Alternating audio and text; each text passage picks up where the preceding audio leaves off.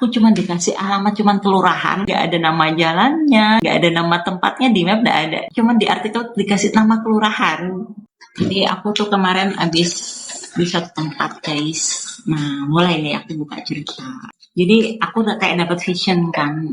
Nah beberapa waktu yang lalu itu udah lama sih, udah lama hampir setahunan lah. Jadi aku tuh kayak dapat vision ya, tempat warna itu hijau. Tapi di Surabaya, aku tahu itu di Surabaya. Tapi feel aku memang di Surabaya kan, warna hijau, hijau, hijau, hijau, hijau, hijau, hijau. Gitu terus sampai akhirnya ya udah aku cari tempat itu gitu kan. Nah aku cari tempat itu. Beberapa tempat Surabaya yang warnanya hijau. Pertama ada di apa di daerah Jeruk itu. Tuh ada 3 kalau nggak 4 itu. Dan itu nggak ada yang cocok guys, warna hijau itu guys. Semua tuh hijau, termasuk Sumur Wolut juga. Aku cari Sumur Wolut bukan, ini bukan. Tapi kok hijau? Tapi bukan gitu. Dalam hati tuh kayak bilang bukan, ini bukan. Akhirnya nggak lama itu aku tuh kayak searching lagi, masa sih nggak ada, harusnya ada. Terus akhirnya aku ketemu suatu artikel jelasin tentang satu punden. Nah, punden ini aku tuh nggak pernah denger guys. Dan artikelnya itu cuma sedikit banget di Google itu. Tapi warnanya bukan hijau. Jadi warnanya bukan hijau guys. Warnanya bukan hijau. Ya udahlah, aku cek. Tapi rasaku tuh ya ini tempatnya gitu loh. Ya ini tempatnya gitu. Ya ini tempatnya gitu. Ya udahlah, aku nurut kata hatiku aja. Aku cari alamatnya di Google, nggak ketemu, di map nggak ketemu guys. Masa aku cuma dikasih alamat, cuman kelurahan, nggak ada nama jalannya, nggak ada nama tempatnya, di map nggak ada. Cuman di artikel dikasih nama kelurahan. Bayangin disuruh cari satu kelurahan di situ kan. Ya udahlah, akhirnya aku nekatin gitu. Nah sebelum ke sana kayak aku di VT-VT-ku biasanya itu kalau mau ke sana kan bisa aku meditasiin dulu ya, aku kayak izin mau ke sana gitu.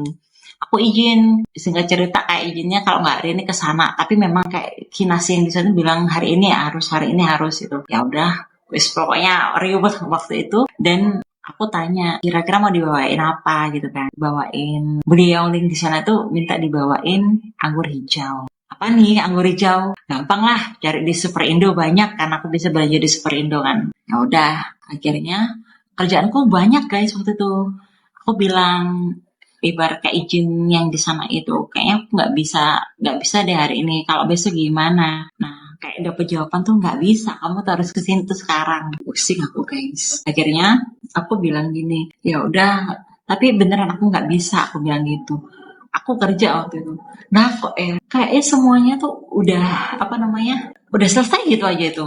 Waktu jam 12 itu udah selesai gitu aja. Aku juga heran. Kayaknya memang aku disuruh ke sana sekarang deh gitu. Padahal prediksi aku ya kerjaan aku tuh selesai sekitar jam 5-an, tapi jam 12 sudah selesai gitu. Ya udahlah kayaknya ya udah sih aku ya udah kesana deh gitu. Ya udah aku berangkatlah ke Superindo ya kan, beliin buah itu. Buah guys, aku bisa di Superindo tuh beli buah itu banyak, namanya buah anggur tuh, mulai buah anggur merah, hijau, ungu, sampai yang hitam yang lonjong-lonjong tuh ada di Superindo itu. Aku kesana, tahu nggak? Sama sekali nggak ada. Yang bisa di display buah-buah itu sama sekali nggak ada guys. Bayangin nggak ada di sana. Aku langsung diam bentar. Oh gini ya ternyata challenge-nya gitu kan, tantangannya gini. Terus aku nyariin di mana gitu kan. Ya udah, akhirnya aku tanya kan ke mas yang ada di Superindo itu kan. Aku tanya, "Mas, ini di sini kok banyak anggur sekarang nggak ada ya?" Aku tanya kan ke masnya, "Gimana Mas? Itu kok kan bisa di sini banyak anggur kok nggak ada?" Aku bilang gitu. "Iya Mbak, soalnya udah habis. Kalau mau ada tuh yang apa sisa gitu kan, yang sisa yang di repack lagi yang udah nggak bagus itu." Aku cari di mana, ternyata sembunyi dia tuh guys, ripekan kecil-kecil sembunyi di tempat sayur-sayur, pantas.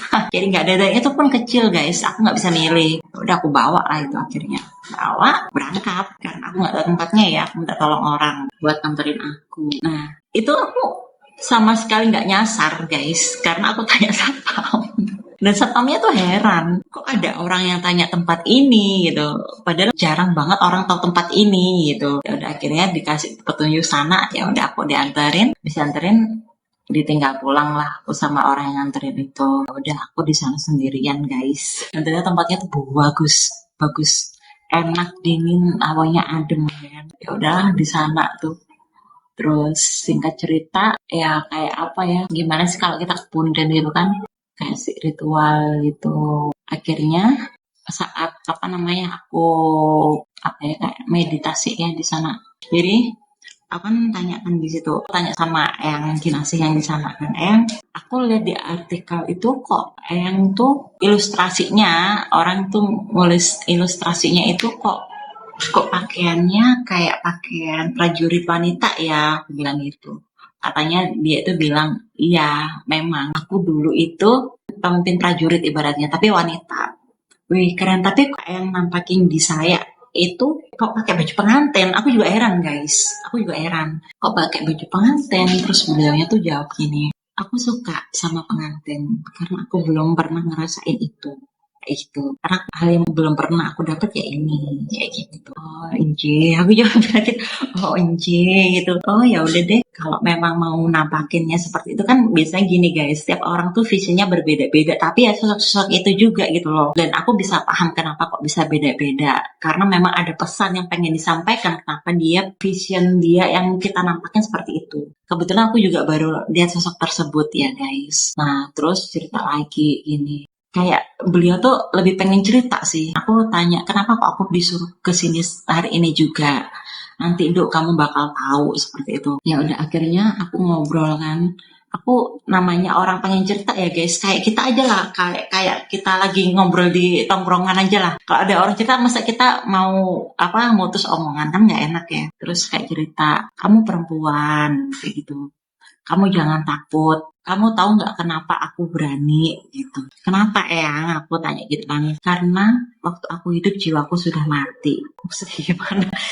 Aku ngomong dalam hati, tapi dalam hatiku lagi ngomong kayak gitu. Dalam hatinya hatiku lagi ngomong kayak gitu, guys. Tapi orang namanya kita seperti kan tahu kan ya, yang di dalam hati kita tuh apa. Dia lagi sama beliaunya begini. Ya, karena waktu itu calon suaminya itu meninggal. Makanya dia pakai baju pengantin itu seperti nyampaikan pesan ke aku itu bahwa dia itu mau menikah itu calon suaminya tuh meninggal, entah di medan perang atau apa, aku nggak tahu ya, aku nggak berani tanya guys kalau itu. Beliau cerita seperti itu. Nah itu membuat dia itu jiwanya ikut mati.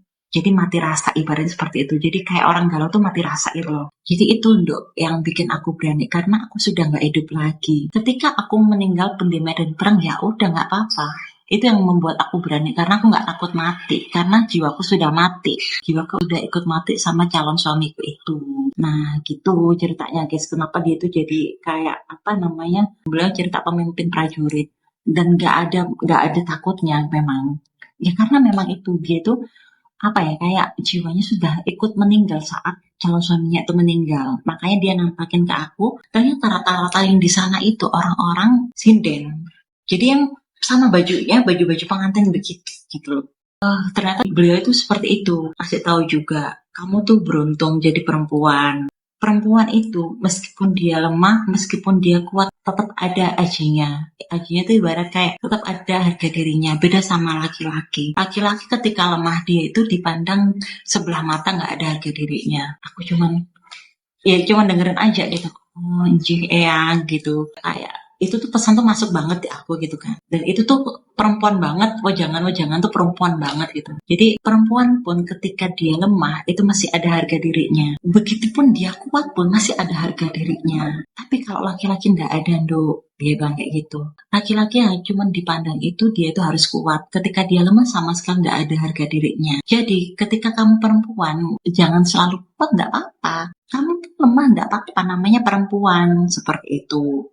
Seperti itu beliau tuh cerita sama aku tuh banyak sekali jangan beliau tuh. Terus ada lagi sampai pada titik gini, ojo buntu pikirmu ben kowe nemu pepadang uripmu. Ya kayak gitu, ojo buntu pikirmu ben nemu pepadang uripmu. Jadi jangan batasin pikiranmu biar kamu nemuin jalan hidupmu, seperti itu. Cahaya di hidupmu gitu. Mungkin kalau cahaya itu kemuliaan kali ya, kemuliaan di hidupmu seperti itu. Jadi jangan membatasin pikiran seperti itu. Beliau nyampein itu juga guys.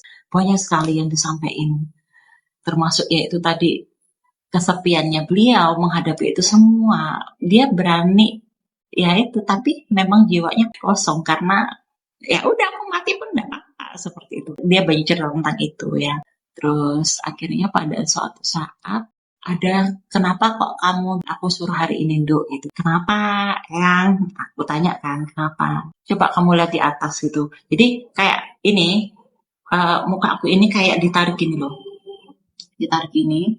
Terus ini mataku itu diadepin ke matahari kan. Disemprongin ke matahari itu lama.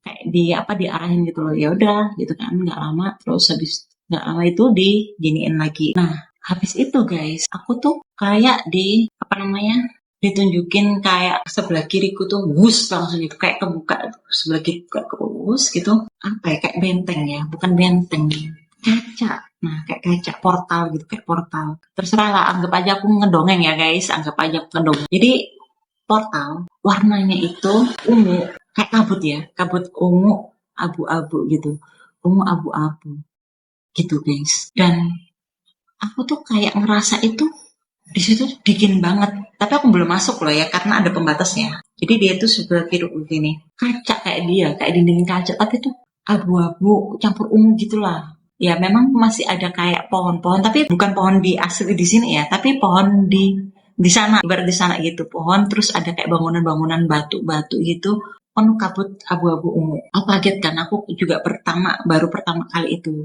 Aku tanya, apa itu Eyang? Aku bilang gitu. Beliau cuma menjawab, itu alam Pepadang. Alam Padang, alam Padang. Aku baru denger ini ya guys. Jadi alam Pepadang, alam Suwung, alam Padang, alam Suwung, alam apa ya? Alam Adem. Gitu. Jadi beliaunya kayak bilang, alam Padang, alam Suwung, alam Adem. Gitu. Beliaunya seperti itu bilangnya. Kamu mau masuk Ando? Enggak Eyang, aku enggak mau. Aku bilang gitu. Kamu mau masuk Ando? Enggak Eyang, aku enggak mau. Aku bilang gitu. Enggak apa-apa, kamu bisa buka nutup itu kok. Gitu. Kamu bisa masuk buka masuk itu. Terus abis itu kalau kamu mau masuk sama aku di situ, aduh rasanya guys, kayaknya apa ya? Kayak aku takut dan aku juga nggak ada kepentingan di sana juga buat ngapain gitu loh, nggak ada kepentingan di sana. Aku diam aja di situ. Nggak, aku nggak mau. Aku bilang gitu, aku nggak mau. Kayak aku tuh kayak bingung gimana sih? Aku nggak pernah lihat itu, terus diliatin, dan aku baru tahu sosok Ening di sana. Terus kayak gimana ya? Kayak momen awkward ya, awkward, ngerti nggak sih, kayak canggung gitu loh. Nah aku nggak mau karena aku juga nggak ada kepentingan di sana dan niatku di tempat itu cuma pengen main gitu loh, pengen main aja, nggak ada kepentingan lain kan.